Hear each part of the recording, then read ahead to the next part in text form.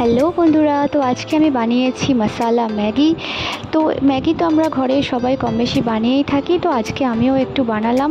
তো এখানে আমি অল্প করে গাজর দেব, আর অল্প ক্যাপসিকাম, আর একটা পেঁয়াজ, আর 3-4টে লঙ্কা, ব্যাস এইভাবেই। তো চলো আগে সবজিগুলো একটু কেটে নিই। তো এখানে আমি গাজরগুলোকে টুকরো টুকরো করে কেটে নিচ্ছি। তোমরা চাইলে এর থেকেও ছোটো পিস করতে পারো, আমি এতটাই করলাম।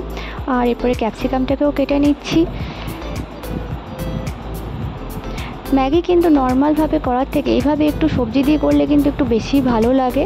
একটা পেঁয়াজ নিয়ে নিয়েছি, পেঁয়াজটাকে কুচি কুচি করে কেটে নিচ্ছি। আর এখানে কিন্তু আমি 4 প্যাকেট ম্যাগি, ছোটো ম্যাগি ইউজ করছি। তো দেখো আমার সব কাটা হয়ে গিয়েছে। তো এখানে আমি 4টে ছোটো প্যাকেট ম্যাগি নিয়ে নিয়েছি। এবার চলো তাহলে প্যাকেটগুলোকে এক এক করে খুলে নিই। আর এই যে মশলাগুলো, এবারে প্যানে আমি তেলটা গরম করলাম, অল্প করে তেল দিলাম। তেলটা গরম হয়ে আসলে ওর মধ্যে এক এক করে পেঁয়াজ, গাজর আর ক্যাপসিকাম, লঙ্কাগুলো দিয়ে দেবো। 2 থেকে 3 মিনিট মতন মিডিয়াম ফ্লেমে একটু হালকা ফ্রাই করে নেব। বেশিক্ষণ কিন্তু ফ্রাই করব না, একটু হালকা মতনই ফ্রাই করে নেব।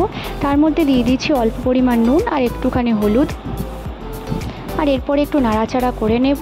একটু ভাজা ভাজা হলে এর মধ্যে ম্যাগি মশলাগুলো কিন্তু দিয়ে দেবো। এখানে আমি 4 প্যাকেট ম্যাগি করেছি, তাই 4 প্যাকেট মশলা দিলাম। তারপরে একটু মশলাটা কষে গেলে এর মধ্যে জল দিয়ে দেবো। জলটা ফুটে আসলে বা জলের মধ্যে বয়েলস চলে এলে এর মধ্যে আমি ম্যাগিটা দিয়ে দিচ্ছি। এখানে কিন্তু আমি ম্যাগিটা গোটাই দিলাম, ভাঙিনি। মাঝে মাঝে কিন্তু এরকম গোটা ম্যাগি খেতেও কিন্তু খুবই ভালো লাগে। কখনো কখনো আমি ভেঙে দিই, কখনো বা গোটাই দিই, তো এখানে গোটাই দিয়েছি। তো এরপরে 3 থেকে 4 মিনিট একটু ভালো করে নাড়াচাড়া করে নেব, যাতে ম্যাগিটা খুব ভালোভাবে সেদ্ধ হয়ে যায়। সেদ্ধ হয়ে যায় মানে ওভারকুকড কিন্তু একেবারেই না। তাহলে দেখো আমার মশালা ম্যাগি কিন্তু রেডি হয়ে গিয়েছে। ভিডিওটা ভালো লাগলে লাইক করে পাশে থেকো। দেখা হচ্ছে